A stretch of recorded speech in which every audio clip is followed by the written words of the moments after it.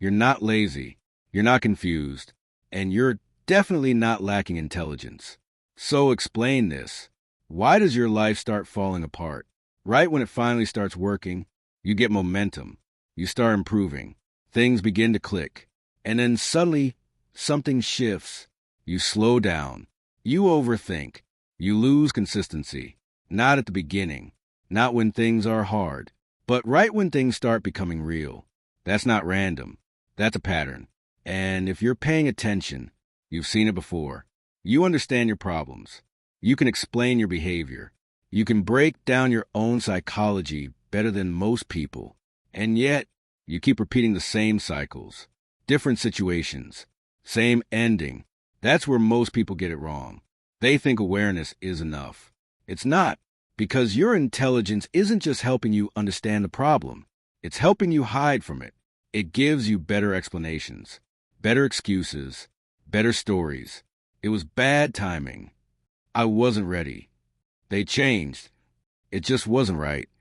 And sometimes those things are true, but not every time. Because if you zoom out, if you stop looking at one event and start looking at the pattern, something uncomfortable shows up. It always collapses at the same moment, right when it matters, right when the relationship stops being exciting and starts becoming real, when the other person begins to see you clearly, when there's something to lose. That's when it starts. You become distant, or irritated, or suddenly unsure. Small things feel bigger than they should. And before you even fully understand what's happening, you've already pulled away. Same thing with your work. You build something. You gain traction. You start seeing proof that this could actually work. And instead of going all in, you hesitate. You delay. You question everything. Decisions that felt easy suddenly feel overwhelming. From the outside, it looks like lack of discipline. From the inside, it feels like confusion. But it's neither, because the collapse isn't accidental. It's timed. And that timing tells you everything. Most people think self-sabotage means you don't want success. But that doesn't make sense. If you didn't want it, you wouldn't have gotten this far. You wouldn't have built the skill. You wouldn't have created the opportunity. You wouldn't have made the progress. The effort was real. So why does it fall apart when it's finally within reach? Because there's a limit, not a logical one, an emotional one, an internal threshold for how much success, stability, love you can actually tolerate. This is your upper limit. And most people never realize they have one.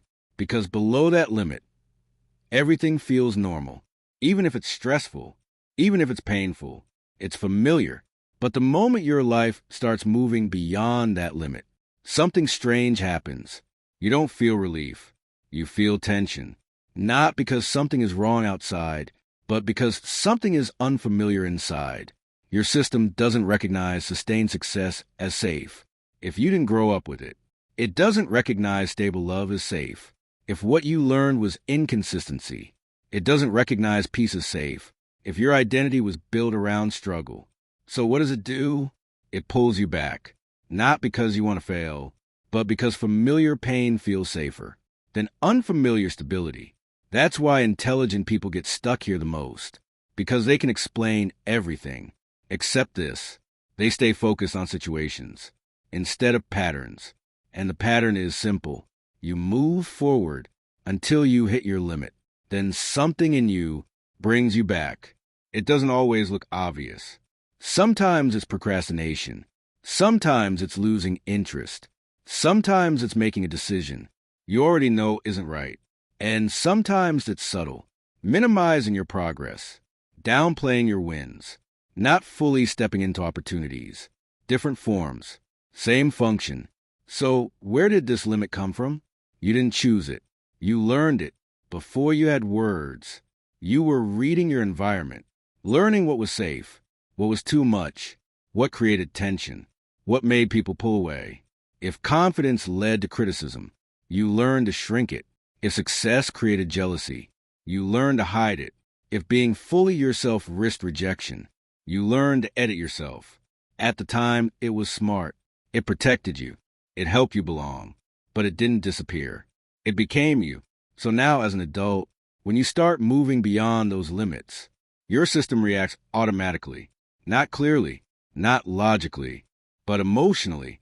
It feels like doubt, like hesitation, like a reasonable concern. You start questioning things. That felt completely fine before. You focus on small flaws until they feel like real problems. And because you're intelligent, you can justify all of it, which means the pattern continues. So, what actually changes things? Not forcing yourself, not trying to fix everything, just one shift. Start noticing the timing, not what you're thinking, but when you're thinking it. If doubt spikes right after progress, that's not random. If anxiety appears right when things go well, that's not coincidence. If you feel the urge to pull away right when something becomes meaningful, that's the pattern. And the moment you see it, you're no longer inside it. You can pause and ask a different question. Not, is this feeling true? But, why is this happening right now? That question creates space. And that space is where everything changes. Because the goal isn't to eliminate the feeling. It won't disappear overnight. It's been there for years. The goal is simpler. Don't act on it immediately. Feel it without obeying it. That's the hard part. Because growth doesn't feel like confidence. It feels like anxiety. It feels like something is off, even when everything is fine. And your mind will try to fix that feeling by creating a problem, a story, a reason to pull back. If you believe the story, you repeat the pattern. But if you stay, if you don't turn that feeling into action, something shifts. The discomfort doesn't control you anymore. You realize something important. That feeling isn't danger. It's the edge of what you're used to. And if you stay there long enough, the edge moves, slowly, quietly, but permanently. This doesn't happen in big moments. It happens in small ones. When you feel the urge to sabotage, and don't. When you feel anxiety, and don't escape it. When something good happens, and you actually let yourself experience it. Those moments matter, because they send a new message that this level of life is safe. And over time, that becomes your new normal. But there's one last truth, and it's uncomfortable. Part of you is attached to the pattern because it's familiar, predictable, safe in its own way. There's an identity there. The person who almost makes it, the person with potential who never fully steps into it. Letting that go isn't just growth, it's loss. You're leaving behind a version of yourself you've known for years and stepping into something uncertain. And that's why this is hard. It's not just behavior, it's identity. So the real question isn't, how do I fix myself? It's this, how much good are you willing to tolerate? How much success without pulling back? How much stability without creating chaos? How much connection without running away? Those answers aren't given once. They're given in moments. Moments where you either repeat the pattern or stay present. You don't need to change everything. You don't need to become someone new. Just start noticing the timing, the reaction, the pattern. Because once you see it clearly, it stops feeling like who you are. It starts looking like something you've been doing. And anything you've been doing, you can change. Slowly, imperfectly, but intentionally. You were never broken. You were trained to stop. And now, you're learning how to continue. Fire